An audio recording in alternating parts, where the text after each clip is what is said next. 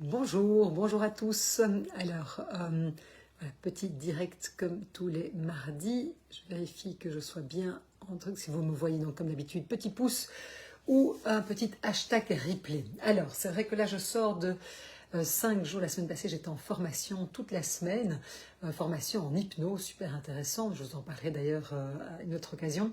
Mais aussi, on a parlé de recadrage. Et puis, il se fait que je suis tombée sur une vidéo sur les réseaux sociaux qui m'a vachement interpellée et qui était un magnifique recadrage.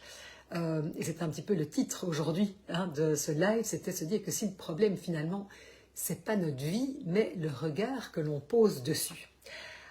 Et c'était assez intéressant, donc cette vidéo que j'ai vue, en fait, c'est une thérapeute de là que j'aime beaucoup, que je suis, qui disait quelque chose de terriblement simple, et en fait, auquel j'adhère, mais complètement, c'est pour ça que je vous le partage aussi aujourd'hui.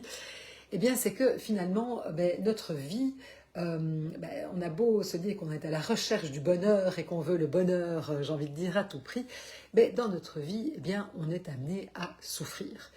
C'est vrai qu'à partir du moment où on va naître, eh bien, oui, malheureusement, la souffrance fait partie de notre vie, on ne peut pas l'éviter.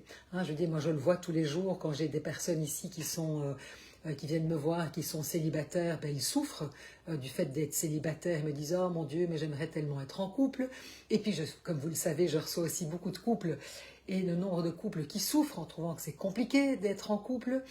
Et puis, je vois des jeunes parents qui sont évidemment très heureux d'avoir des enfants, mais qui en même temps souffrent de manque de sommeil, qui trouvent que c'est vraiment pas évident. Et puis je vois tous ceux qui peut-être n'ont pas d'enfants aussi vite qu'ils le voudraient ou qui n'en ont pas et qui en souffrent.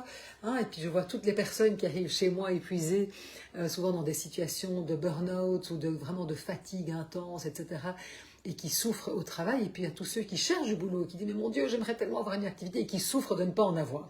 Donc vous voyez, en fait, c'est clair que cette souffrance, en fait, elle fait partie de notre vie. Et on a souvent un peu cette illusion. C'est « je serai heureuse, heureux quand j'aurai trouvé la bonne personne. Je serai heureuse quand j'aurai enfin le job dans lequel je peux m'épanouir et qui a du sens. Je serai enfin heureuse quand ma vie sera comme il faut. » Alors évidemment que tout ça, ça contribue à notre bonheur. C'est sûr qu'il y a des moments, et ça on le remarque tous, il y a des moments comme ça où on peut être dans un cycle où on se dit tiens c'est chouette, je me sens bien dans ma relation, je me sens bien dans mon boulot, j'ai des chouettes amitiés. Et c'est vrai qu'il y a des cycles. Alors on sait bien que la vie, elle est impermanence. Et donc, je veux dire qu'il y a des cycles où peut-être que les choses s'alignent peut-être de manière plus facile, et puis d'autres moments dans nos vies où c'est plus compliqué. Mais ce que je vois quand même, parce que c'est vrai que cette vie parfaite, finalement, je dis, on a tous des vies parfaitement imparfaites, comme on est d'ailleurs des êtres parfaitement imparfaits.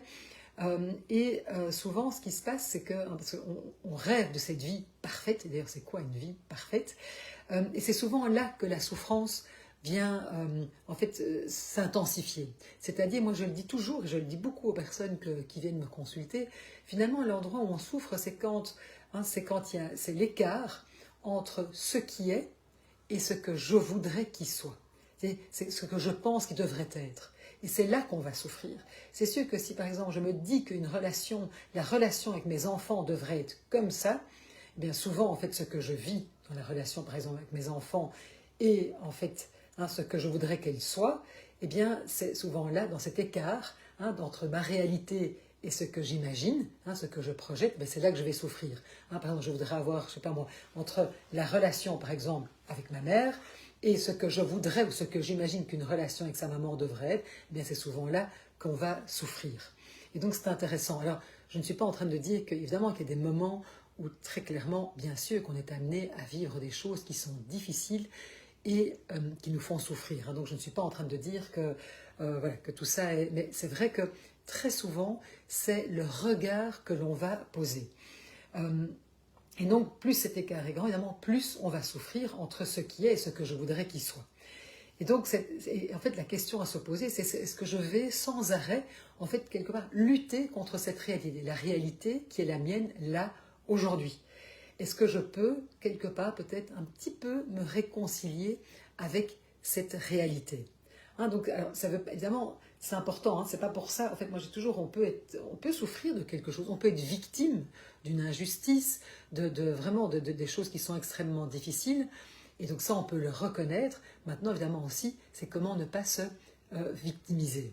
Okay, donc vous voyez, hein, donc je ne suis pas du tout en train de dire que bien sûr, il y a des moments dans la vie où on peut vivre des choses qui sont très difficiles.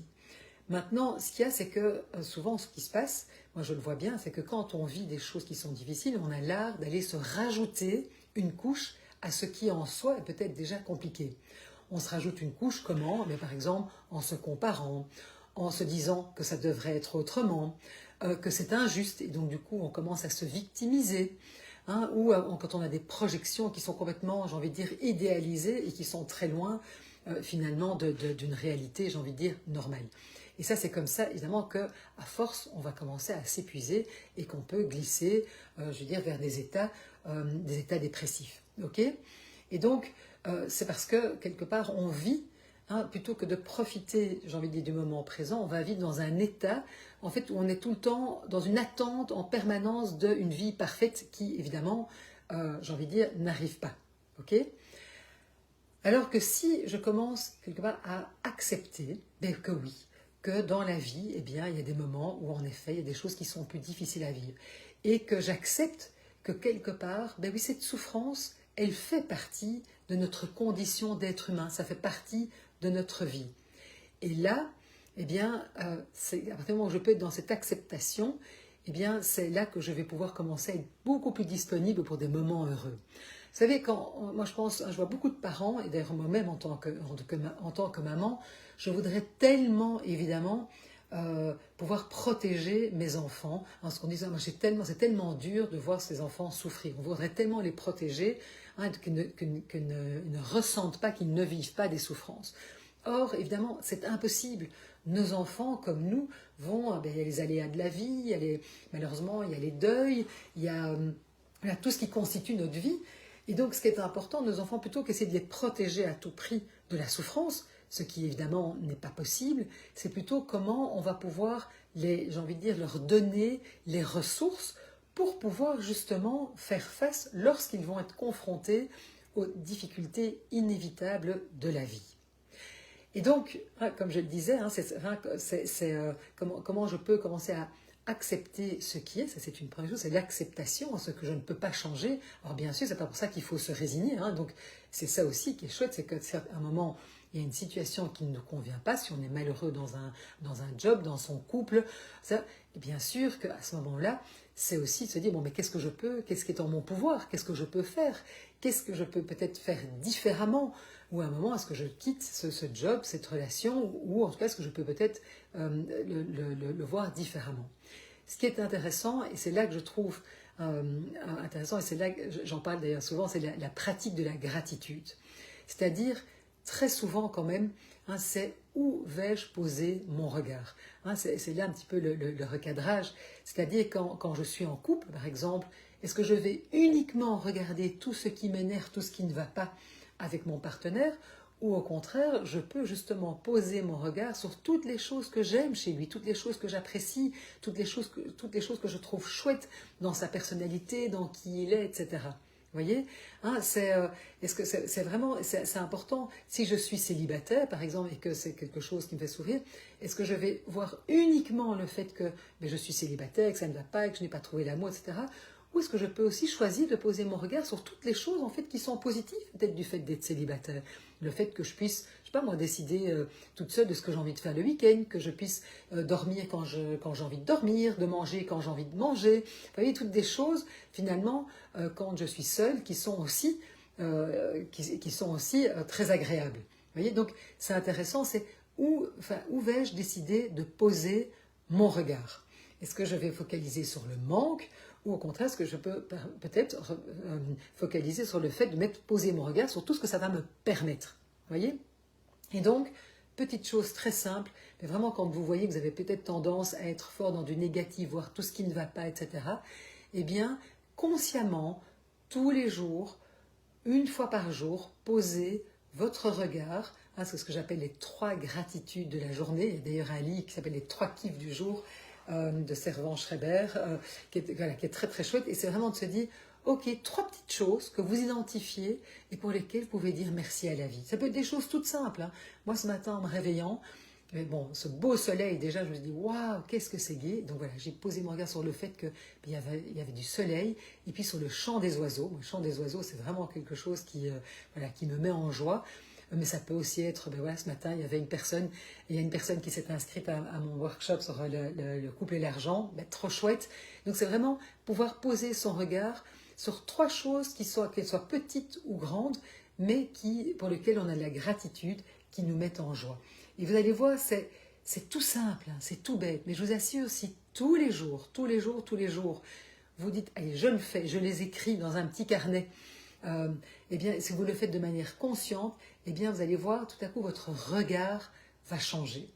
Et donc, en fait, la vie ne change pas, mais c'est le regard que je pose sur ma vie qui va changer. Et donc ça, c'est vraiment important. Et donc, même chose, hein, c'est pour ça que je vous parle toujours de l'autocompassion, hein, qui est vraiment une pratique, moi, qui m'a énormément aidée aussi. Et c'est face à ma difficulté, et on a tous des difficultés, ça fait partie, comme je le disais, de notre condition d'être humain. Alors, quand je vis une difficulté, est-ce que je me juge? Est-ce que je ne peux pas me parler avec plus de douceur, hein, plutôt que me dire, ben voilà, hein, plutôt que me juger, me comparer, en fait, rajouter une couche à ce qui en soi est déjà assez difficile. Est-ce que je peux choisir de ne pas être plus dur avec moi-même, mais au contraire, pouvoir accueillir aussi mes difficultés avec, j'ai envie de dire, de la compassion, de la bienveillance pour moi. C'est ça. Donc c'est vraiment une invitation, hein, de se dire que, voilà, aujourd'hui, une vie parfaite, franchement, ça n'existe pas. Hein, mais c'est comment je peux peut-être me réconcilier, comment je peux changer de regard sur ma vie et pouvoir voir en fait tout ce qui est chouette, parce que je suis sûre que même même dans les nuits les plus sombres, il y a toujours des étoiles. Hein, donc vraiment, dites-vous, c'est vraiment de trouver des petites pépites, parce qu'il y en a toujours, même quand c'est extrêmement difficile. Ok, je ne suis pas du tout en train de dire, c'est vrai qu'il y a des moments dans nos vies où ça peut être très très compliqué, très difficile, on peut être dans des grandes souffrances.